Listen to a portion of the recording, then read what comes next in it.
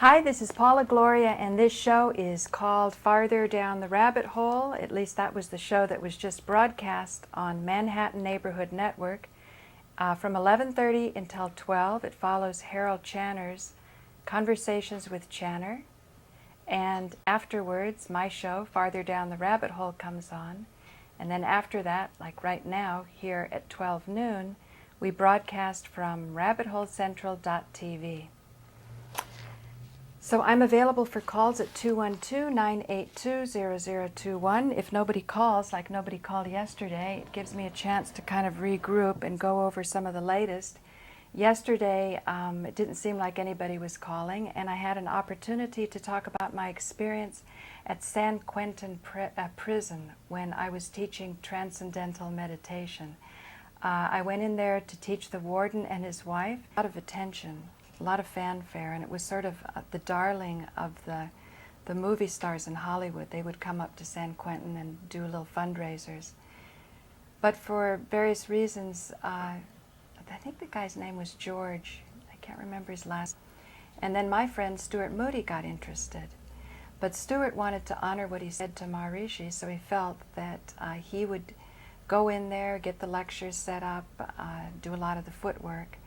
And then I could come in, or actually not me, he was hoping to do what Maharishi also had asked, which was that only men go in the prisons. He didn't want women going in. But, you know, they were scraping the bottom of the barrel, and no TM teachers wanted to go into San Quentin. And I had just come back from Kentucky, where I had traveled around the state teaching Transcendental Meditation, and I had a certain amount of experience with the Bible Belt, that it kind of toughened me up. I think we in the Bay Area had sort of regarded that part of the country as kind of scary. But I went to that part of the country because they needed teachers there, and I wanted experience. So that's why I went to Oklahoma. And then while I was there was a colonel on the Army base who sponsored my activities. And all of this sort of was lining up and making it look like I'd be a pretty good teacher to go to San Quentin prison. I'm going to see if I can find something here to... yes. Here, I will prove that I was in San Quentin, or I'll prove this story. Let's see. Right here is an article that was written in the local newspaper, I think at a university, and it says, TM, chocolate-covered poison or respite from anxiety. And it was funny because it goes, you know, what the fundamentalists were saying is that this is the work of the devil.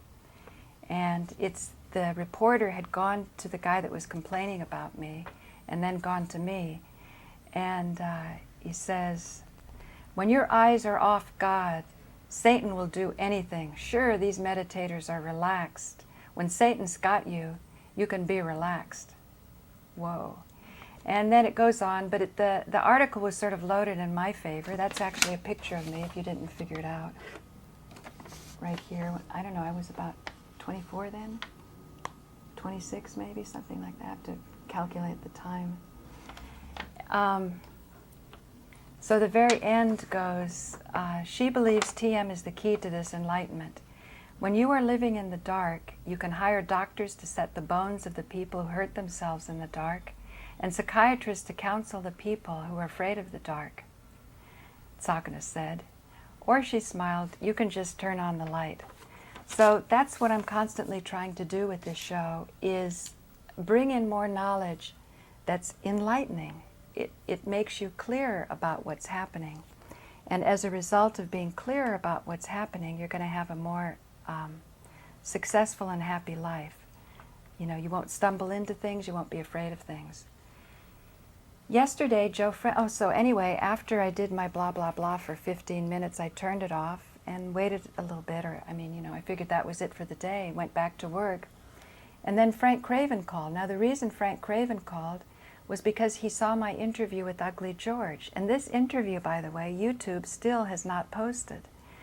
Granted, I had provocative titles on it, but they should have some way of taking a look to see if there's some reason not to post it. And there wouldn't be any reason. There's no obscene language and no nudity.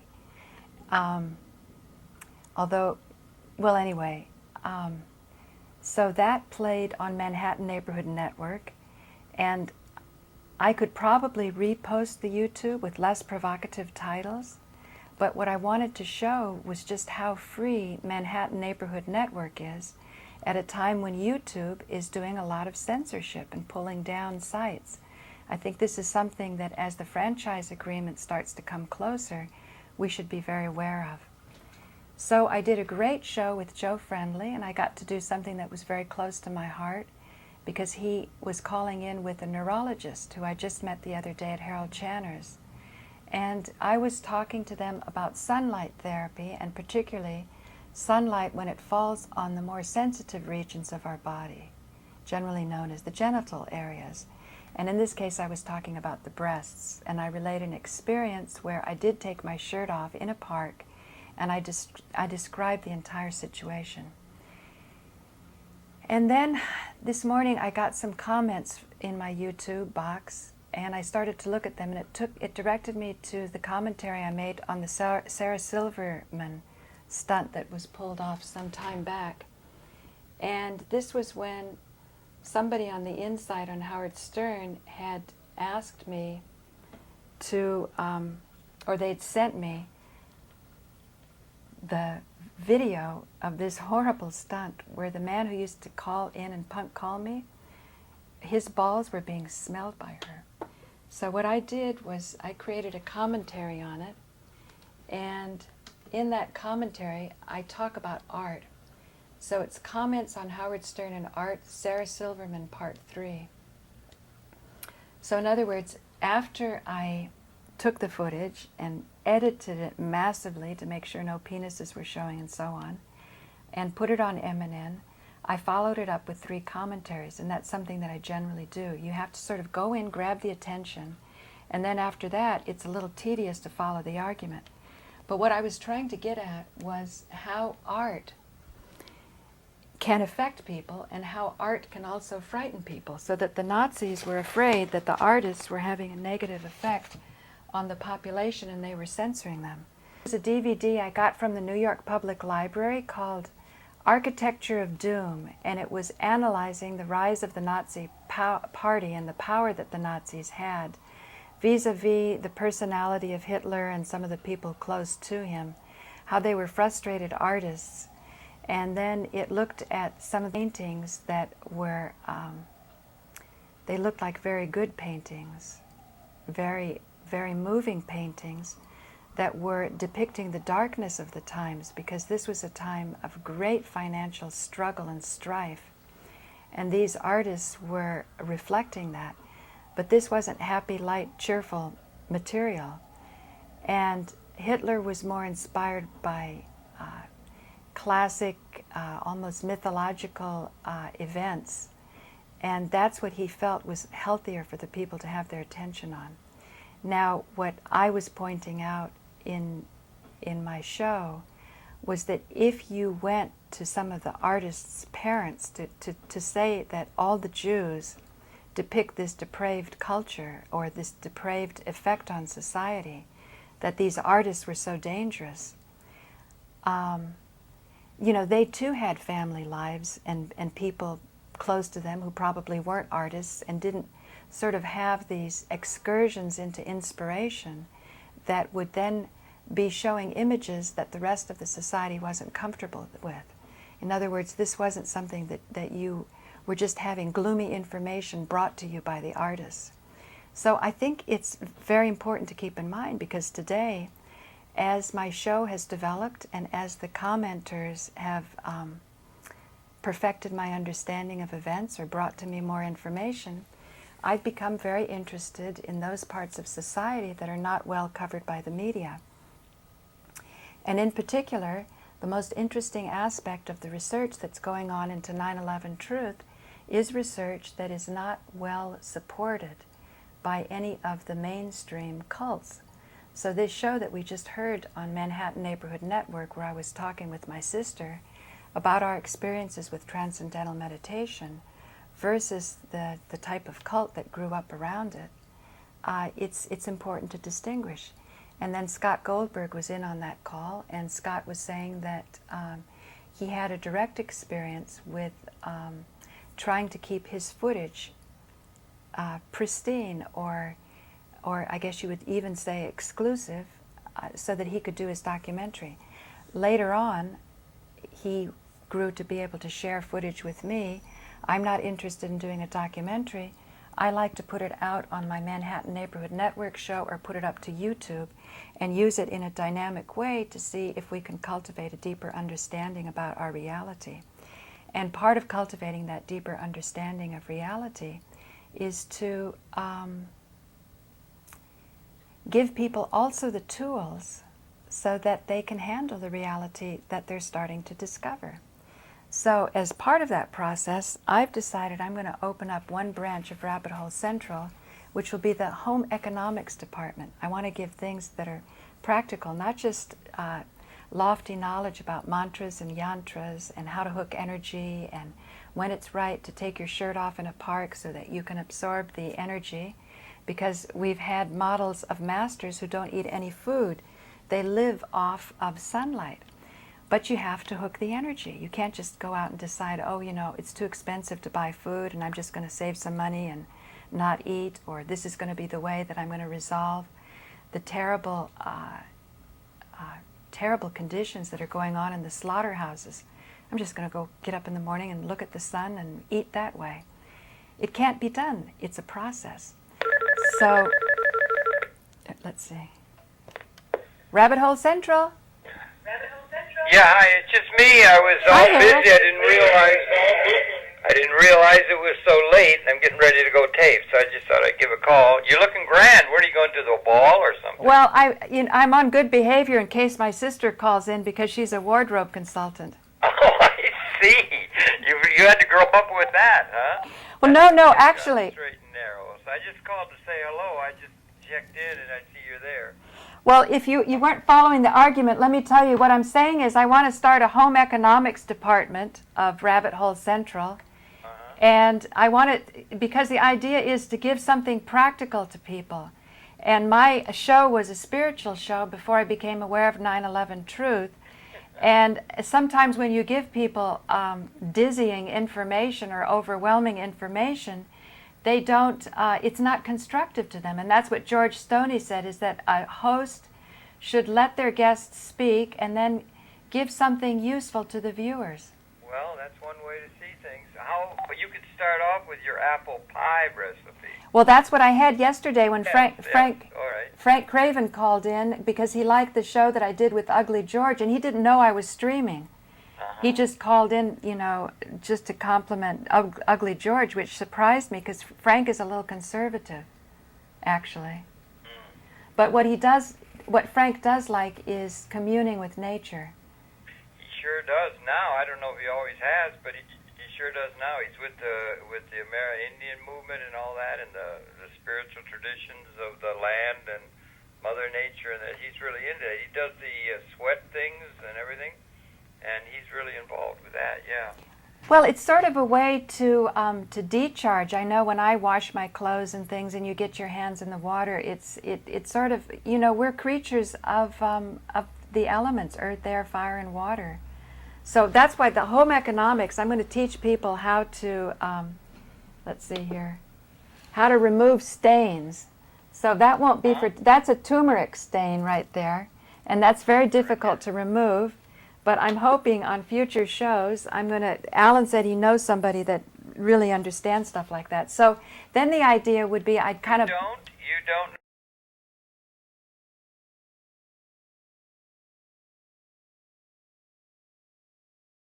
know how to take stains out of clothing? Did you flunk home economics when you were in high school, young lady? I never took home economics. Oh, I see. You were off taking, shop or something. Right. No, I was taking Latin. I went to it. Oh, I remember all those irregular verbs, which I wouldn't have a notion of now, but yeah. Say, believe it or not, Nico Haupt was talking about Latin, so he must have quite a good education. I knew a guy who knew or classic. Latin. I knew a guy, George Van Buren. No, I don't know him. George Van Buren is the grandson of our president, Martin Van Buren. Oh, really? Yeah, and he lived when I lived upstate. Uh-huh. was rather fat and very strange. I've known a lot of strange people, but he spoke Latin. Oh, and really? He was a... At the time of our Constitution, they were considering that Greek would be the official language because most people spoke German.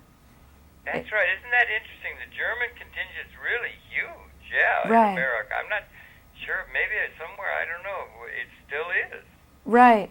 Yeah, people of German extraction is very big. Yeah, well, that's interesting. They were going to put it in Greek. That would have been good, right? Is there a big difference between classical Greek and contemporary Greek? There's three. There's. No, you didn't do any classical Greek. There's classical ancient Greek, then there's modern Greek, and then there's the Greek of the Church. So there's about 3 different levels wow, of Greek. That's interesting. Yeah. We don't have that in English, do we? Did you like the classics? I know Molly's father loves the classics. The classics, well, that's part of it. Yeah, that's the classic. Ramble on. I just have a tendency that when my mouth opens, words come out. Yeah, everybody's been talking about that because as time is going on, your topics are so important. Well, you know, it's particularly now that the YouTube censorship, just before you called, I was trying to do a roll-in of one of my shows where I used fair use from a DVD I got from the New York Public Library called Architecture of Doom, talking about how the Nazis were trying to eliminate the degenerate art. And it was art that probably was depicting that things were not so good in the state of Denmark or Germany, so to speak. Right. And they liked more cheerful and uplifting paintings of. Turkey. Yeah. Uplifting. Yes. I'm sort of like Mr. Giuliani's attitude. And I'm thinking about how Nico Haupt and his contingency, so to speak, is being banned off of YouTube, and other types of 9/11 truth movements are allowed to flourish.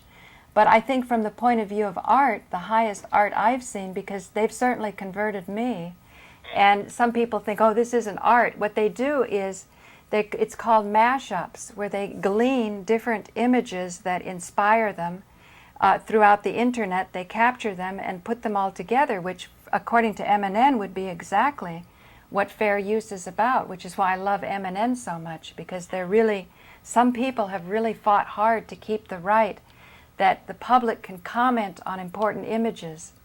So what happens now is you can take a Prince concert, and one of these mashups will take 1 minute from the Prince concert, and that video is pulled down for copyright infringement, but they let the entire half-hour concert stay up somewhere else. And it can be... It's strange, isn't it? I mean, that's one of the encounters with the past. In terms of, you think ahead 10 years, those kind of issues are probably going to be solved. Everybody will have access to whatever they want. One of my viewers asked me if I could give you this time and the space to explain the official version of 9/11, or as you understand it. Well, why? I have no any special knowledge or anything about that. Or how do how do you think? I'm getting ready. I got to go do programs today. I'm going to do Francis Fox Piven. Wait a minute. Maggie's calling. Yeah. Do you think Harold's avoiding the subject? It's an uncomfortable subject.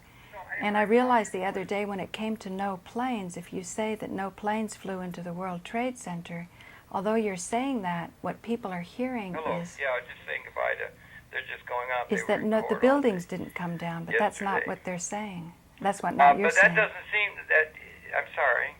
Oh, while you were gone, I was just explaining that when you say no planes, when I say no planes flew into the World Trade Center, I've learned to realize that although I'm saying no planes flew into the World Trade Center, what people are hearing is the buildings didn't come down, and that's not what I'm saying, which oftentimes in communication, that's what happens. And Marshall Rosenberg has said he's been, with Palestinians and Israelis and Rwandans, and he's been in places of the highest conflict.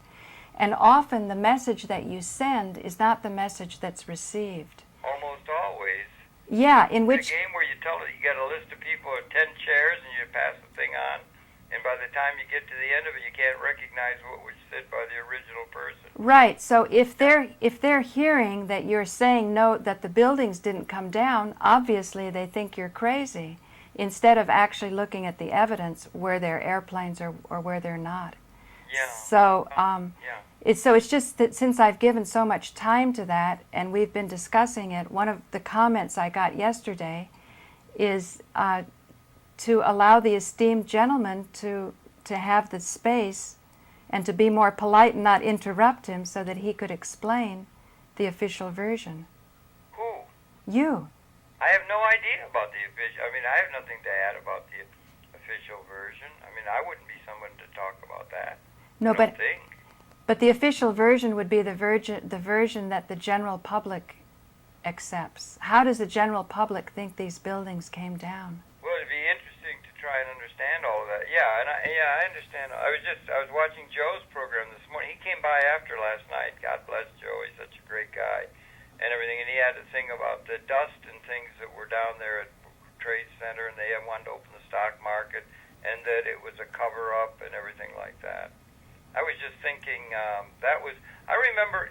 Were you here in New York when that happened, or you were somewhere else? No, I wasn't. And you know, I declined to go to BCAT that night because they wanted only to talk about Building 7, and I felt that that would make it so narrow. I'm like Harold. I'm more comprehensive.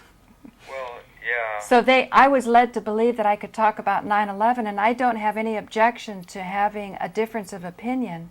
But if I'm obliged to talk about only one topic that I feel is taking away from the most important issue that you may very well have some heated differences on, at least there'll be differences that are more constructive to arrive at a perception that then can allow us to move forward in a greater reality, with a greater comprehension of reality. Well, yeah, the greater the comprehension, the better, because then it just fits into other patterns and that kind of thing. Yeah. But things get all specialized out, and then, well, I got a call. Okay. Should I see Yeah, who it is? take your call. I'll hang on. I'll see Okay. who it is. Okay. A second, okay? So I'm glad I got to ask Harold that. You can see how it's never a pleasant topic. That was an urgent telemarketer Oh, okay. saying I have to buy their product or I'm going to die. But don't you think They're going to Harold, I don't want to manipulate consciousness and everything like Harold, that. Harold, I still want to stay on this subject. Which Now, subject? Oh yeah, of the 9/11. if you ask most people, how do you think the World Trade Center came down? It seems to me that if they start to suspect the official story, there'll be this natural shame that will happen. There'll be a shame that they're not going along with the crowd, so they'd rather go along with the crowd. So I think they would sort of subdue any kind of questioning they might have. It's not pleasant to be asked about this or to even think about it. And for that reason, I'm thinking maybe that's why I kind of admire Ugly George's work, because he starts to challenge the status quo.